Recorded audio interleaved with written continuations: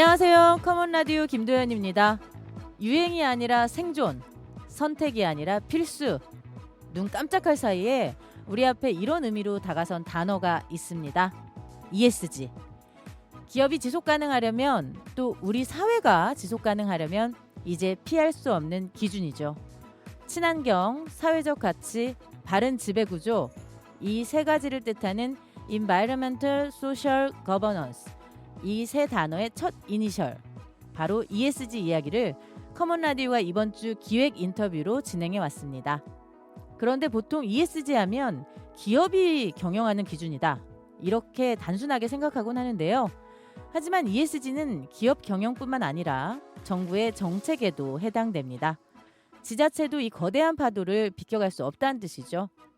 우리 전라북도는 아직 걸음마 단계, 아니 태아 단계 수준입니다. 이런 우리 지역에게 도움이 될 만한 국내 지자체의 사례가 있습니다. 커먼 라디오는 ESG 기획 인터뷰 그 마지막 시간으로 전국적인 샘플로 떠오른 한 지자체의 이야기를 만나보려고 합니다. 커먼 라디오 오늘 방송도 전북 CBS 노컷뉴스 유튜브 채널로도 시청하실 수 있습니다. 다 같이 커먼! 와우! 먼저 6개의 주요 뉴스로 전북의 오늘을 읽습니다. 커먼 라디오 핫6. 기상청은 제11호 태풍 흰남노가 다음 주 화요일쯤 경남 남해안 쪽에 상륙할 가능성이 커졌다고 밝혔습니다. 역대급 태풍 매미의 위력을 지닌 흰남노는 다음 주 화요일 새벽 3시쯤 제주도 서귀포 남동쪽 해상을 통과한 뒤 오전 11시쯤에 부산 동쪽 해상을 지날 것으로 보이는데요. 기상청은 다음 주 월요일부터 수요일까지 제주도와 남해안에 최대 500mm가 넘는 폭우가 쏟아질 수 있다고 예보했습니다. 태풍 흰남노가 전북 지역에 미치는 영향은 어떨까요? 우선 오늘은 대체로 흐리겠고요. 내일은 새벽부터 5에서 30mm가량 비가 내리겠습니다.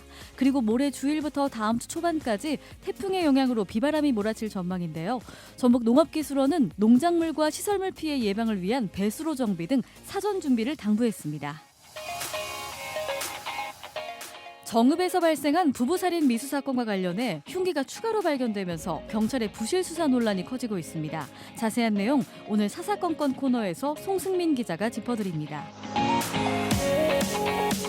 나홀로 상승세를 이어가던 도내 아파트 값이 2년 만에 하락세에 진입했습니다. 전주보다 0.01% 하락했는데요.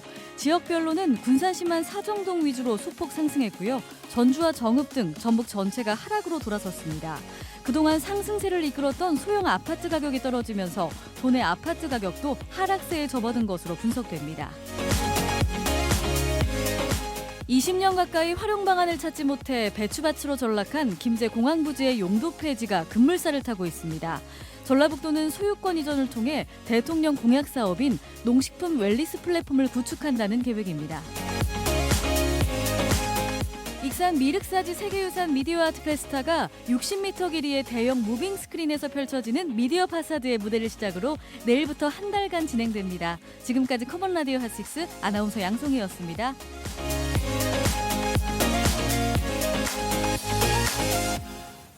전라북도가 ESG 행정을 위해 참고할 만한 지자체로 서울 성동구 정원호 성동구청장이 지금 연결돼 있습니다. 구청장님 안녕하세요. 네, 안녕하세요. 정원호입니다. 구청장님, 저 팬입니다. 아이고, 감사합니다. 네, 구청장님의 일거수일투족을 제가 따라다니고 있습니다. 아이고, 아이고, 예. 네. 네. ESG라고 하면 주로 기업의 지속 가능 경영을 먼저 떠올리는데 지방자치단체 차원에서도 ESG를 적용시킨 최초의 구청장님이십니다. 네, 아이고, 그렇게 평가해 주셔서 감사합니다. 그 성동구는 뭐 사람들이 성동구로 이사 가고 싶다라고 할 정도로 칭찬이 자자한 곳인데 이런 네. ESG 행정을 처음으로 이렇게 하셨으니까 전라북도의 ESG 행정에 대해서 한번 설명해 주실까요? 네, ESG는 이제 세계적인 추세에서 이제 기업들이 앞장서서 이렇게 하는 것으로 지금 알려지고 있는데요. 실은 ESG는 그 비재무적인 지표를 가지고 기업을 평가하고 또 기업이 앞으로 지속 가능하게 발전하기 위해서는 재무적인 것도 중요하지만 사회나 환경 또 지배 구조에 관한 문제가 굉장히 중요하다고 해서 대두가 된 건데요. 네. 실은 이제 지방자치는 기본적으로는 바로 이 환경과 사회나 지배구조에 관한 문제는 이 지방자치나 행정에서 중요시해야 되고 거기서 앞장서서 해야 될 일이라고 생각을 했습니다. 네. 그런 부분을 실천해 왔고요. 거기다가 저희가 하나 더 플러스한 건 지방정부는 결국은 기업이 있고 일자리가 있어야 지속 가능하기 때문에 네. 저희가 이코노미에 일을 하나 더 넣어서 저희는 EESG로 그렇게 저희가 지금 실천을 하고 있습니다. 네. 그 구체적인 사례 몇 개 얘기해 주실 수 있으세요? 네네. 일단 그 환경이 이제 가장 이렇게 대두되는 사업인데요. ESG에서. 네. 저희가 전북에서 혹시 이제 송동구를 잘 아실지 모르겠지만 저희가 굉장히 핫플레이스들이 많습니다. 네. 이제 성수동이라든지 그런 핫플레이스가 많은데 거기에는 커피숍들이 굉장히 많습니다. 네네. 그래서 많은 분들이 이렇게 방문하고 계신데요. 그러다 보니까 이제 소비가 굉장히 많이 늘어났는데 네. 커피는 사실상 98%는 버립니다. 2% 정도를 추출해서 저희가 커피를 이용하게 되는데 네. 버리는 걸 커피 찌꺼기, 커피박 이렇게 부르는데요. 네네. 이 커피박을 바로 그냥 버리는 것이 아니고 이 98% 비중을 차지하는 커피박을 재활용해서 네. 거기로 의자도 만들고 책상도 만들고 컵도 만들고 해서 다시 이렇게 재활용하는 사업을 해서 네. 저희가 약 200개 정도의 커피 전문점에서 지금 참여해서 사업을 하고 있는데요. 한 달에 13톤 정도의 이 커피를 재활용하고 있습니다. 커피 찌꺼기를. 네. 그런 사업들도 전개를 하고 있고요.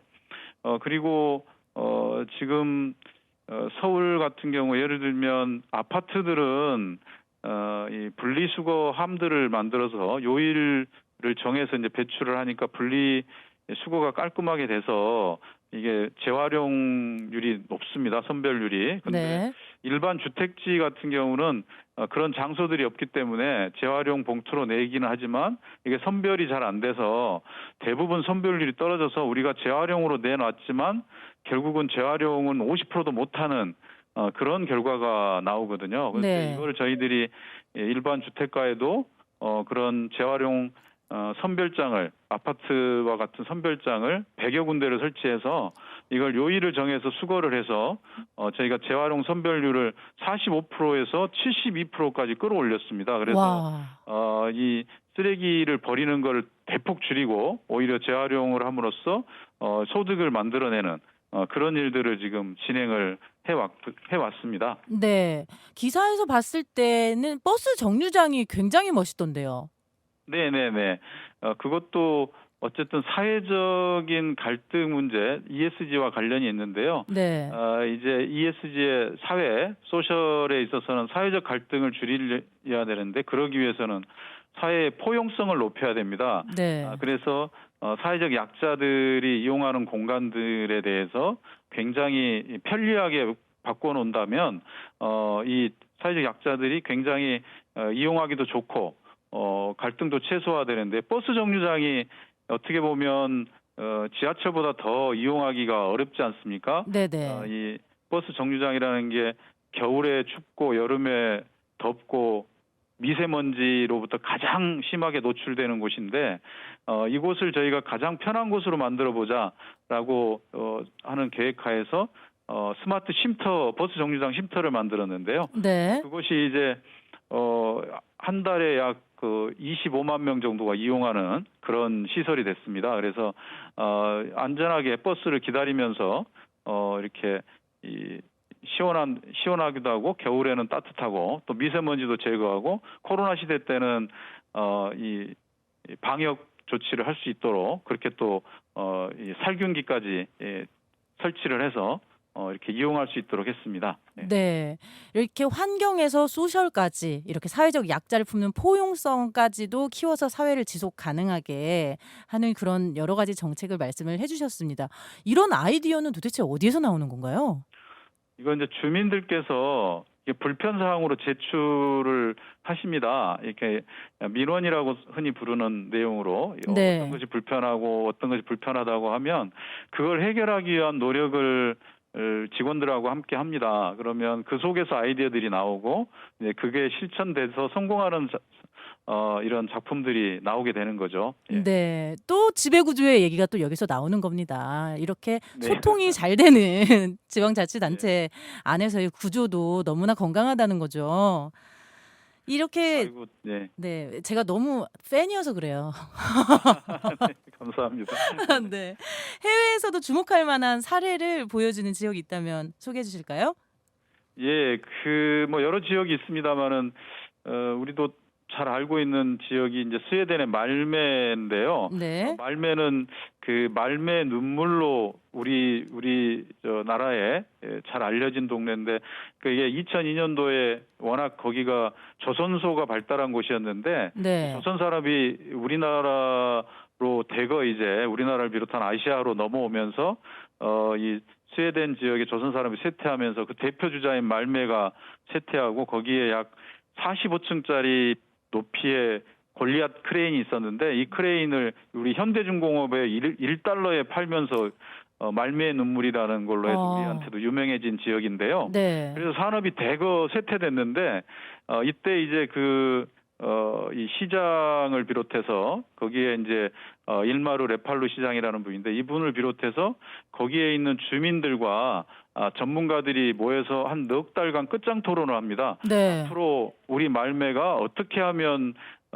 다시 살아날 수 있는지에 대해서 그래서 이 거버넌스를 만들어서 쭉 토론해서 결과적으로 그분들이 도출한 건 친환경 스타트업 도시로 만들자라는 그 결론을 얻어내고 그렇게 해서 이제 투자를 하게 돼서 친환경적인 주거 여건도 만들고 또 스타트업도 유치하게 되고 그러면서 지금 다시 말매가 부흥하게 돼서 젊은이들의 도시로 지금 완전히 재탄생하게 됐는데요. 네. 그런 것이 좀 ESG로 이제 살아난 사례라고 볼 수 있고 또 미국의 경우 피츠버그도 마찬가지였습니다. 철강왕 카네기로 유명한 도시인데 여기도 네. 쇠퇴했다가 다시 그런 과정을 거치면서 다시 부흥하는 도시로 바뀌어가고 있고요. 그런 예들이 있습니다. 네. 네. ESG 행정을 통해서 소멸하는 지역이 다시 되살아나는 그런 세계적인 사례를 말씀을 해주셨습니다. 그렇다면 우리나라는 어느 정도 수준까지 왔다고 볼 수 있을까요?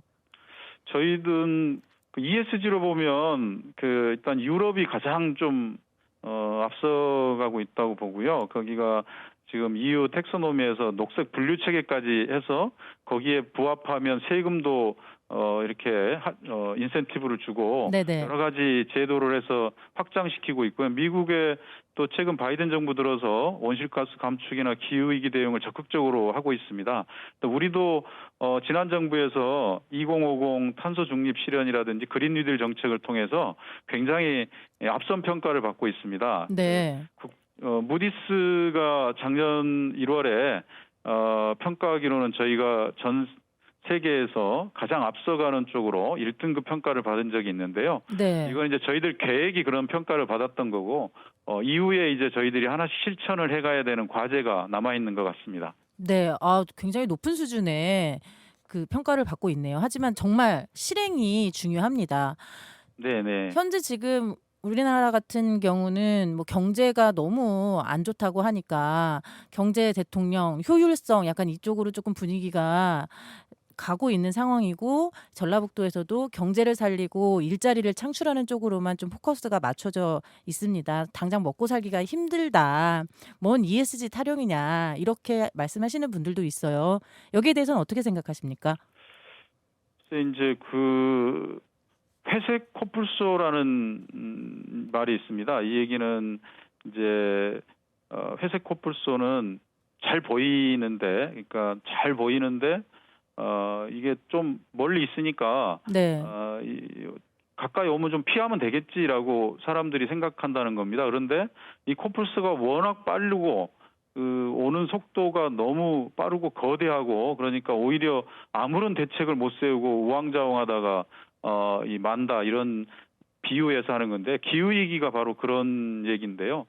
기후위기가 멀리 있는 것 같이 생각돼서 우리가 좀 잘 준비하면 되겠지 이런 생각을 할 수 있겠지만 절대 그렇지 않다는 비유를 한 건데요. 네. 지금 기후위기 시계가 최근에 7년에서 6년으로 줄어들었습니다. 네. 6년 300 며칠로 줄어들었는데요. 이게 이제 1.5도가 기후 올라가는 걸 나타내는데 6년 300일이 지나면 지구 온도가 1.5도씩 상승을 하고 그렇게 되면 이제 재앙이 온다는 거고 그래서 미리 막자는 취지로 하는 건데요. 네. 얼마 안 남았는데 이게 너무나 큰 그 어떤 공포스럽기 때문에 약간 좀 주저하는 측면이 있습니다. 그런데 우리가 이거를 지금 대비하지 않으면 영원히 우리가 기회를 놓칠 수 있기 때문에 우리가 합심해서 그런 부분으로 함께 노력을 해야 된다고 생각하고 이게 자체가 우리가 지속 가능한 생존의 문제, 뭐 선택의 문제가 아니라 지속 가능하기 위한 생존의 문제로 바라보고 대응을 해야 된다고 생각합니다. 네. 이렇게 기후위기가 커질수록 그리고 지구의 온도가 올라갈수록 피해를 보는 거는 다수 사회적 약자라고 하는 그런 분들일 텐데 그렇게 되면 또 사회적 갈등도 커지면서 이 사회는 더더욱 지속 가능하지 않을 거라는 생각이 듭니다. 기후위기가 결국에는 먹고 사는 문제와 연결이 되는데 그 부분이 너무 무섭고 커서 딱 와닿지가 않는다는 그 말씀 정말 저한테는 굉장히 와닿았습니다. 예. 네, 전라북도의 각 사실 지자 이게 이게 사실 곧 다가올 일인데 이제 생각하기가 너무 무섭잖아요. 그러니까 네네. 피해가려고 하는 거죠. 그러니까 합리적으로 피하려고. 그런데 이게 피할 수 있는 문제가 아니거든요. 그래서 네. 우리가 지금부터 대책을 세우고 이걸 통해서 생존의 방법을 만들어가야 된다라고 생각합니다. 네.